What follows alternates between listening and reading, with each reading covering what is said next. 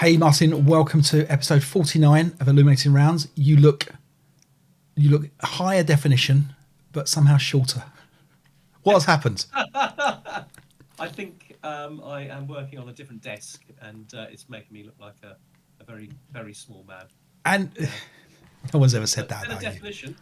See if I can make the seat come up. Actually, no, that's already at the highest level. Clearly, you're on a bigger monitor with a higher up camera. That's the. Much so. That was the lead in. The really good thing, actually, is that I can sort of look at the image of you, which feels natural when I'm talking to you, and have the camera directly above it. So it vaguely look like right now I'm looking at you, not the camera, but it vaguely looks like I'm looking at the camera. Like everybody has done for the last 2 years in every work meeting that they've had. Anyway, how you doing? You okay? I'm fine. I've got 50 days consecutively off work. I'm kind of couldn't be better, really. That's pretty good. Yeah. You've earned it. How You've about earned you? it. You good? I'm all good, thank you. Yeah, very good. Enjoying the heat. You know, we're very British, where we've been looking forward to this warm weather, and the minute the sunshine comes out, we're like, oh, it's too hot out there. Yeah, it's crazy. You had a funny story about your back garden. I don't know if it's worth. Yeah. Some a family I know, and I think it's important to say that I don't know very well. Knocked at my door a couple of days ago and said they were having a get together after all the lockdowns for their family, and their garden wasn't big enough. Could they borrow mine on Saturday? So on Saturday, I've got a party in my garden that I'm not invited to. It's so funny, the idea that you're going to sit in your house, because we're so British. You're going to sit in your house. You're not going to want to go near the curtains, near the window. You're going to be scared to use your own toilet. As it happens, I'm not going to be in. So I'm actually going to give them a key to the back door, so they can make a cup of tea, because it is Britain, isn't it? And use the toilet downstairs. There's an outside toilet as well, but I wouldn't wish that on my worst enemy, really.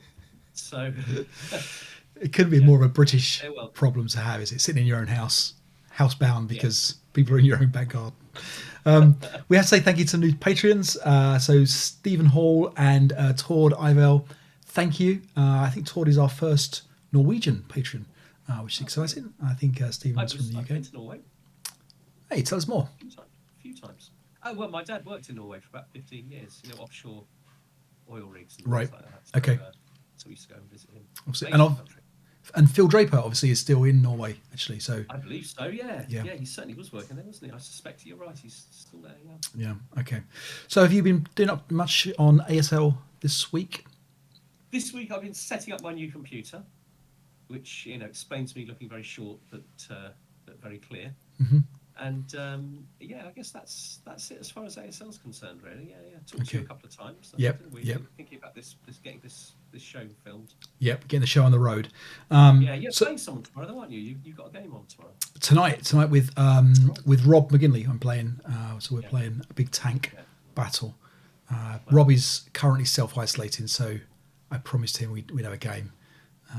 It's got to be pretty bad when you hook up with me to get a game to spoil your boredom, but I think he smelled an easy win with my runner games going. Today we're going to give away a copy of First Wave of Omaha, which is backwards. Big fat pack, critical hit. This is the one that's famous for the ability to play a massive long beach scenario. There's some very small scenarios in there as well, so there's a kind of a mix of both. I think your criticism was probably fair. There's not very much in the middle of this pack.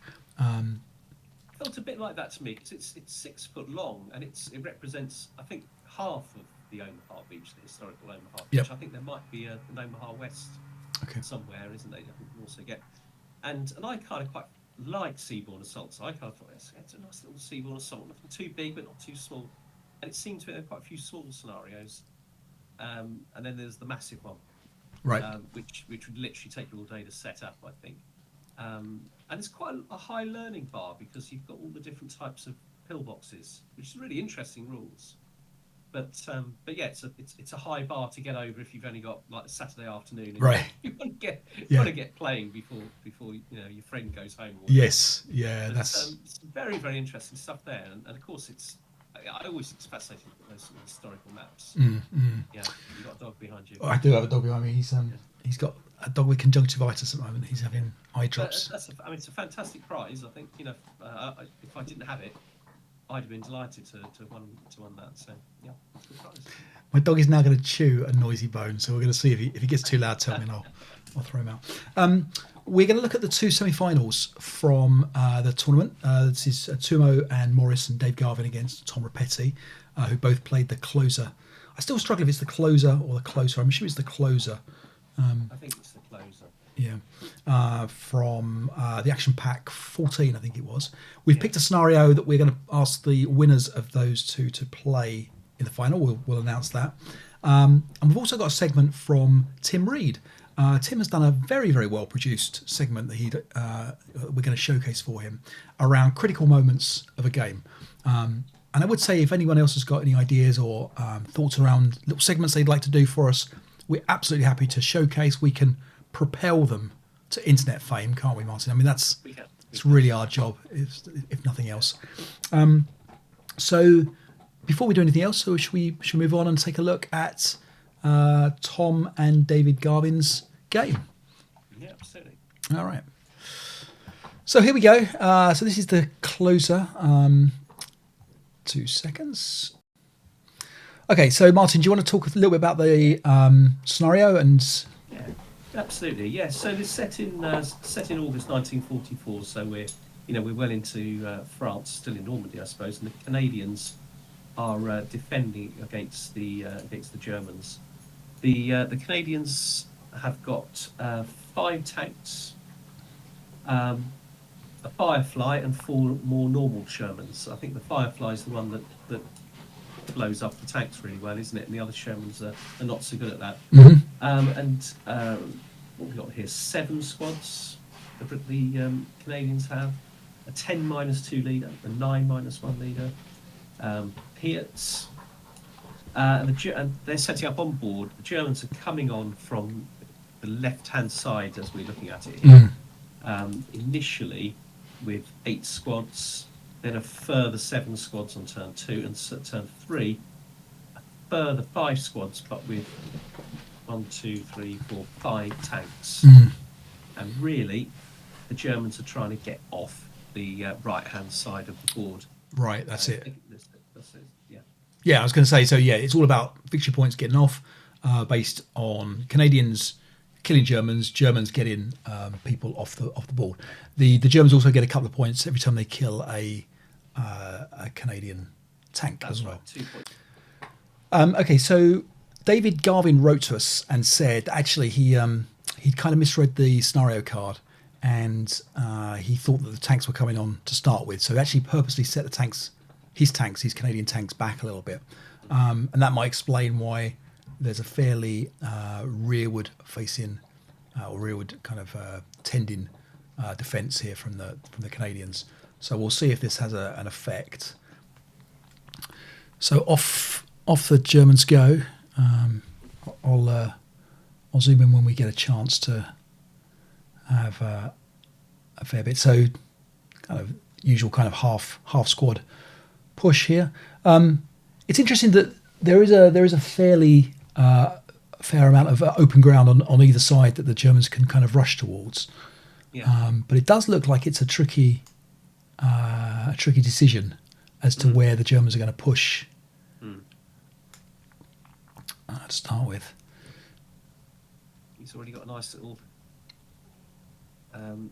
bridge head there. Yep.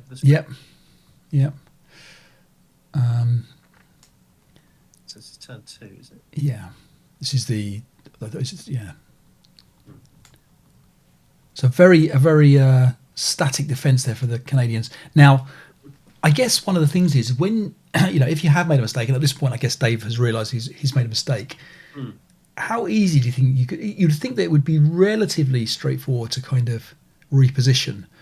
And it's one of the traps I fall into quite a lot, which is you don't want to move anything suddenly as a defender because you're worried about losing concealment and you're worried about missing a line of sight. And I wonder if had he realised at this point that his tanks were too far back, this was the turn or the last turn that Yeah, he yeah, needed to reposition. yeah. I think sometimes when you're playing live with someone, there's a little bit of, not that people put you under pressure for time, but you take your time over a setup, think Yep. about where you're going to put things. You're going to try and reposition all of your tanks. That's quite a lot of thinking time. It's quite a lot Yes. of processing, isn't there? Yeah. Yeah. It's not a reason for not doing it if it's the right thing. But it's, Right. Yeah, you feel a bit like you're kind of admitting to a mistake in a way, Yeah. and it feels it does feel a little bit. There certainly is some repositioning of tanks, though. Yes. So here come Tom's Here tanks they come. getting ready. And here's I guess the problem now. You've got this interesting kind of it's approaching tanks down here. We've got is it Albert against Chelsea? How is Yes. he named him? What is he named him here? Chester, Chelsea. Yeah, I think my money's on Albert. Yeah, I mean what's that? 75 star? Is that's 75 star via 75 double L. I think the 75 star is going to struggle with the. or is that a star 75? Is that different to the 75 star? I think the star perhaps is just something on the back, maybe. Let's look at the skill numbers. Red to hit numbers if it's less than 1944. So this is 1944. Yeah, So vehicle to kill. Oh, it's like a 10. 10. All right, yeah, and the German armour of what's it, 18 or something at the front there. Yeah. It's problematic, isn't it? Yeah. Now we've seen in the past sneaky moves like getting into reverse reverse motion here. As a reaction, as a sort of a reaction Yep. to the movement. Yep. Yeah. Maybe that's the thing. And then because obviously you can pull backwards from this. Yeah. Tom hasn't got up to the hedge there. Yeah. There might be is that bocage there? So it's wet. Oh yeah, it's bocage there as well. So Yeah, all hedges are bocage, yeah. Yeah. So actually, that gives him a little bit more protection, actually, isn't it? Because he's got a +2 on the 10. Right. Well, no, it's got to be a turret hit, hasn't it? Is that right? Does they hold down out there? Yeah, behind? I think if you hold down behind bocage, I think it's got to be a turret hit. Okay. I think. Okay. But So you've got yeah. infantry coming as well. So yeah, it's looking like a blue wave right now, isn't it? I mean, It there's really is, isn't it? some breaks going on here. This Piat is looking. The Piats are always very disappointing, aren't they? There's that weird rule about you can't fire them down as well because they were sprung loaded and they would fall out the tube and stuff. So let's have a look. Oh, we are blazing. Oh, look at the jeez. So we have one burn and then one not, and then we've got a double 6 going on against the. Is that against the Piat crew?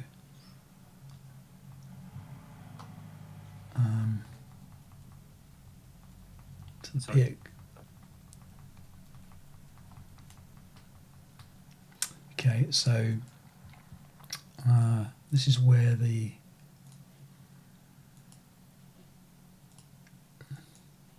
It's a very short scenario, isn't it? So although it looks like the Germans are doing very well, it is a little bit tight for time. right. Yep, exactly. I wonder if they've had any casualty victory points yet, the Canadians. Yeah, I haven't seen any. Beginning of German turn 4. So off they go. So this is it's a 5.5 turn scenario. There's the blaze that I think we expected there. This is now leaving a big gap on the south, isn't it, for the for the Germans to begin to mop up. Yeah. And now the Germans are around the back. It's a very wide front, isn't it, for a scenario where you've got to stop somebody getting off. Yep. Well, Dave yes, it's a tricky one, isn't it? Because you know that as soon as there's a breakthrough, Everyone's going to try and pile yeah, through it. yeah, Well, it looks tough, doesn't it? It looks tough, yeah. And at this point, I think the Canadians resign, and we've got our first winner. So Tom Rapetti, well done. You are in the final. So let's take a look now at the next one. Okay, so this is Tuomo versus Morris. So here we go. They've managed to switch. Head round, that they're playing the other way around on the board. Yeah. So this map does look upside down, not only because the numbers are at the bottom, but it just because we've just been at the other. But again, a nice little Vassal templates set up here. So we're very appreciative of that. So interesting here. So Tomo pushing much further up and on one side of the ball, which is interesting because you do cut off half the defenders, don't you? When that happens, you kind of render them almost, almost without a job. Yeah. On the first turn. So on come the Germans. A little bit of shooting. We'll zoom in here. See how. They don't get as far. I guess That's right. Yeah. Much more conservative, isn't it? Yeah.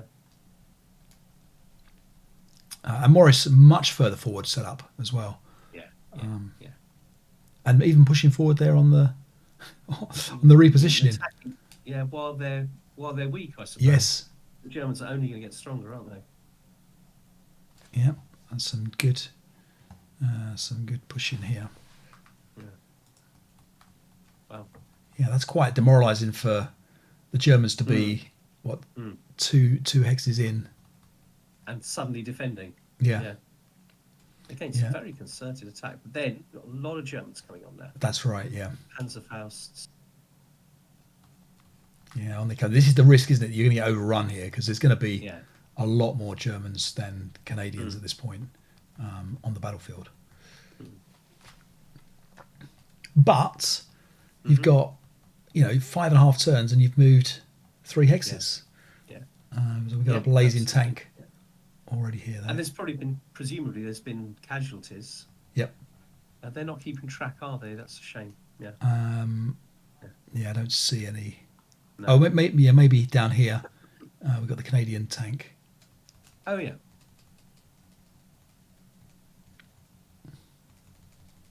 So tanks are repositioning nicely.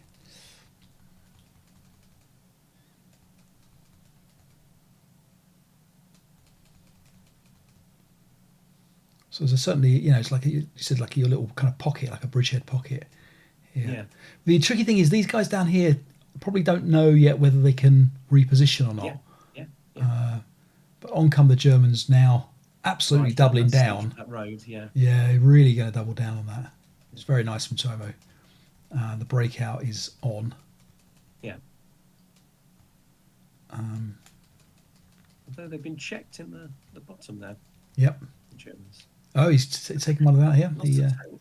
Yeah. So that's interesting there. Got a 6 to kill.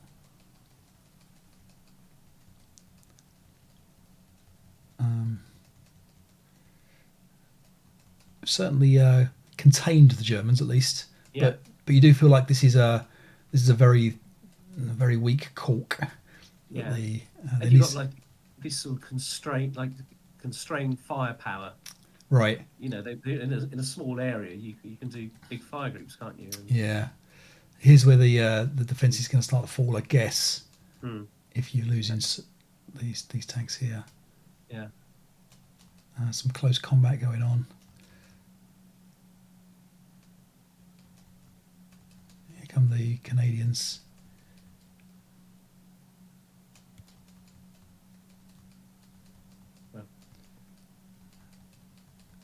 This feels like the Canadians are too far forward at this point. Yeah. Where are we? Turn 3. Canadians are getting circled from here. Wow. Up and down the line.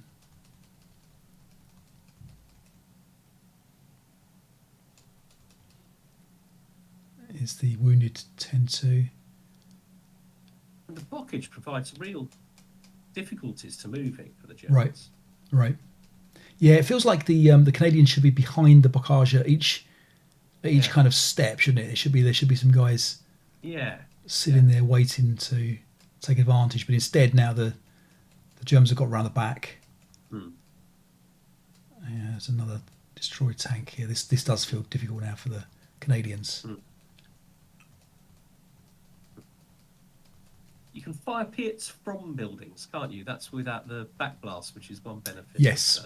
It took you a long time to think of a benefit of the pits. Yeah. They're very weak in comparison to even the bazookas, aren't they? The later war bazookas. Yeah. But you're absolutely right. It is a benefit. And yeah, so we've basically got the resignation here at this point. Turn 4. There's nothing between the Germans, is there now? And that's right. Yeah. Looks tough like that, doesn't it? It looks tough to stand up. Yeah. But look how much. Really interesting. How many troops? I was going to say, look how many troops didn't get into the fight for the Canadians because of the way that Tomo pushed, and maybe you start to think, well, maybe the answer is to set up further central and then spread which way, because the reinforcements are staggered. The Canadian can't ever commit, can he? So no. It's difficult. So we have a final. It's the Tuomo versus Tuomo. Yeah, which I think I was saying earlier, with all the people in the world, I think it's amazing that it's a Tuomo versus Tuomo final, and they're not both from Finland. They're not. No. Remarkable. Who'd have thought? So now we're going to talk about the scenario we've chosen to play, but first of all, it brings us to a segment really. So there was the passing of two very well-known ASL players recently. So there was Sam Belcher and there was Bill Sisler, and I never met either of these two guys, but clearly the community has been very sympathetic and what the words is very. There's been an outpouring of good feeling in terms of these guys, in terms of what they've done for the hobby and everything. We had a look at the scenarios that Bill has designed, and it's incredible. There was a whole set of them that we'd seen, that we've played. Red Storm, Tea-Patchers, Crickets in Spring, which was the very first one that you and I played on this video channel. So that's a real sad thing. Sam Belcher, I never met. Sam was known on the forums. I know him as being like a ridiculously nice peacemaker. I remember him working for Microsoft. I remember him announcing he was retiring, and him just being this lovely presence where there were arguments and debates and everything. And Sam would come on and be very self-deprecating. And I noticed he'd played a couple of scenarios, not that many months ago, that are logged on the archive. So I think we've lost two very important people to the hobby. That's true. It's a big shame. So yes, I had a quick look, and it's at least 60 scenarios that Bill Sisler had published. A lot of them through MMP, but many other, but obviously with other publishers as well. But I think what is remarkable is just how many of those we've played, or I've played, or at least I recognise as being classics, even if I've not got around to playing them myself. It's actually quite a remarkable list of scenarios, actually. Exactly.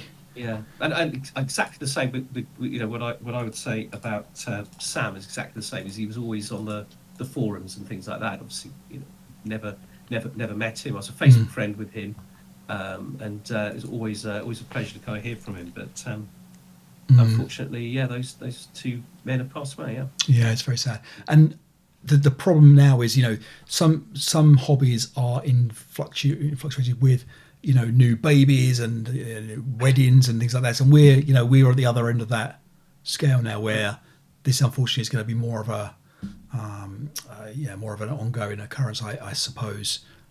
So our thoughts go out to their families, and we're thankful for all they brought to the hobby. And the other thing is I think, don't underestimate what everybody brings to the hobby, in terms of whether you just contribute a funny post on a forum, or whether you contribute an amazingly well produced and published scenario pack or whatever.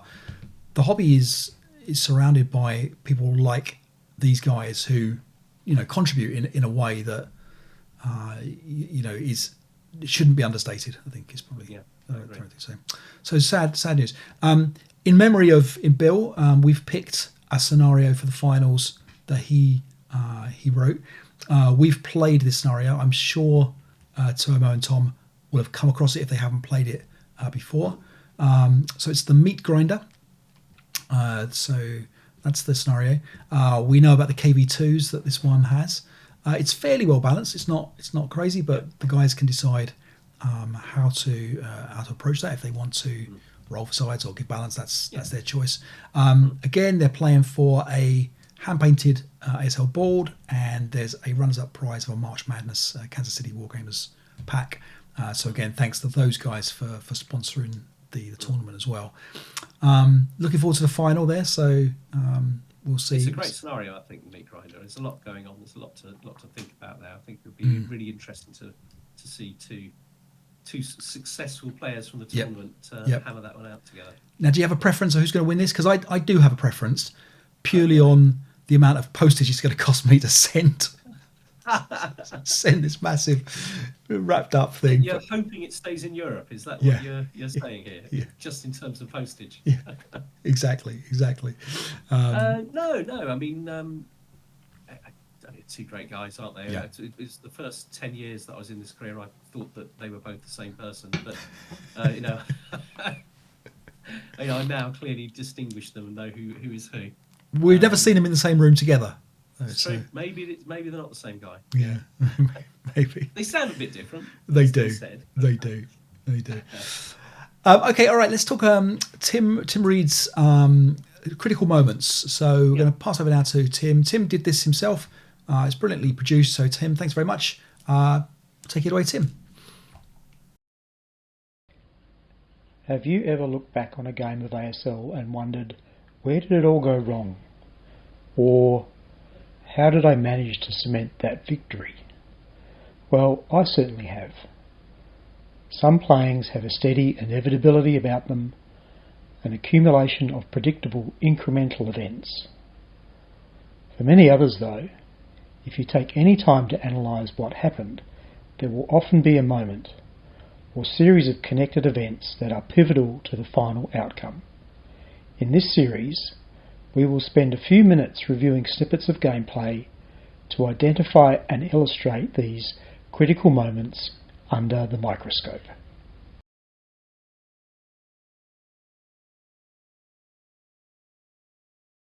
Episode 1: Hidden Bazookas and Passing the Patsy. It's round 1 of the 2021 Illuminating Rounds ASL tournament, and I'm playing the attacking Germans in ASL scenario U5, Point d'appui, from MMP's A GI's Dozen. My opponent is Jason, and we're playing by email. It's early in the game, and Jason is responding to my initial movement of 108 Panzer Brigade half-track mounted units. This is the situation at the end of the German turn 1. He advances his 119th Infantry, carefully maintaining concealment to challenge my attack. This is the situation at the start of German turn 2. In this scenario, the very important 3 American bazookas are hidden until used by special scenario rule. And for the German player, this creates uncertainty and a dilemma.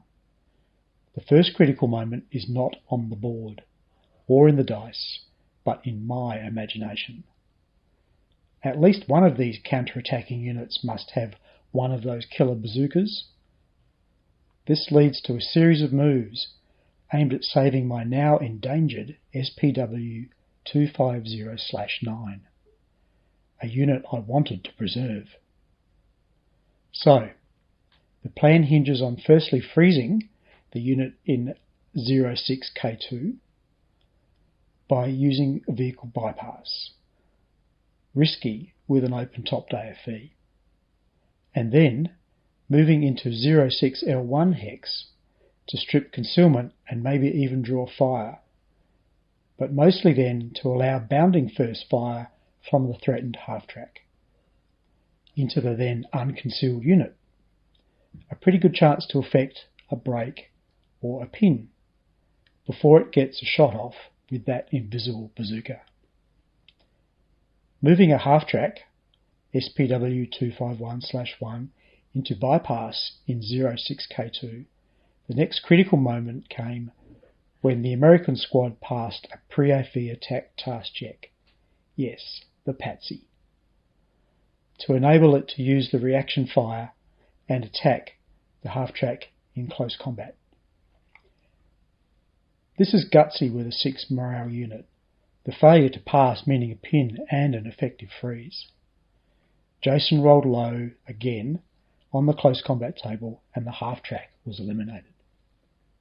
The AMI squad was now free to fire outside its hex, meaning that follow-up manoeuvres were pinned by its fire, leading to further overcommitment of forces to strip concealment and enable that all-important bounding first fire. I then attempted to rescue the situation by trying to eliminate these units, but nothing came off. I just threw good money after bad. It's fair to say the dice were not favouring me with this series of connected events, and this just amplified the effect of these two critical moments. As losses mounted, initiative swung to the defender, and the opportunities to progress the attack were missed. The irony in all this is that there were no bazookas with these units at all. The worst possible outcome for the half-track, had I known, or assumed, that fact, was a stun result.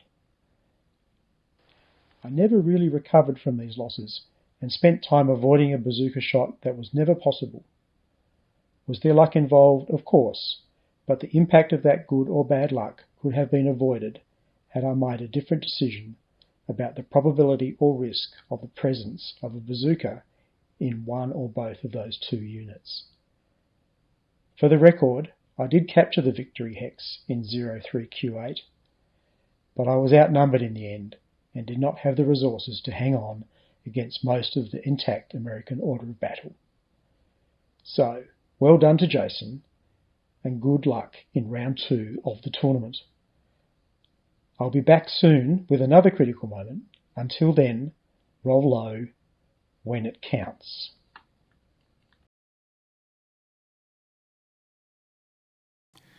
So good stuff, Tim. Thanks very much for that. If you want to see more of those, or if you want suggestions, or if you want to post anything to Tim, let us know, or get in touch directly with him if you want to. We can pass on any contact details if you need to. If you want to see more of that, then let us know, and I'm sure Tim can produce some more. All right, so we're going to do a giveaway now. Martin, I need a number from you, 1 to 61. These are the names in first name alphabetical order as they appear on the credits at the end, for a copy of First Wave at Omaha. Martin, take it away with a number 1 to 61, please. Okay, we're on random.org. We have minimum 1, maximum 61, and I'm generating now 35. 35 is Owen Edwards. Owen Edwards, congratulations. You are a winner. I will be in touch, and we'll figure out a way to. Something like his first name. You do, yeah. Your son. My son is an Owen. Yeah. Excellent. So congratulations on winning this and having a great first name. Brilliant. I guess other than that, thanks again, all the Patreons, for everything you do for us. We really appreciate it. We appreciate your support. We are going to announce a play-by-mail tournament coming up, and this is going to be for any person. We're going to start it off, and we're going to open it up to patrons only of any level. And if we don't fill up enough spaces, then we will we'll figure it out from there, and we'll give some first come first serves to either friends of the channel, whatever it is. So if you're interested in a play-by-mail tournament, feel free to sign up to Patreon. Otherwise, I guess we also plan to do a live stream in the next few weeks. We're going to do our Fighting with Draw one, so stay tuned for that. We will come up with a date very soon for that. Soon. We'll work on that this week and let people know what the date is. Yeah. Put it in their diaries and get the day off work. Yeah. Exactly. Absolutely. Why not? Okay then. All right. Well, Martin, thanks again for your time. Guys, congratulations on reaching the final. Until then, see you next time. Bye bye. Bye bye.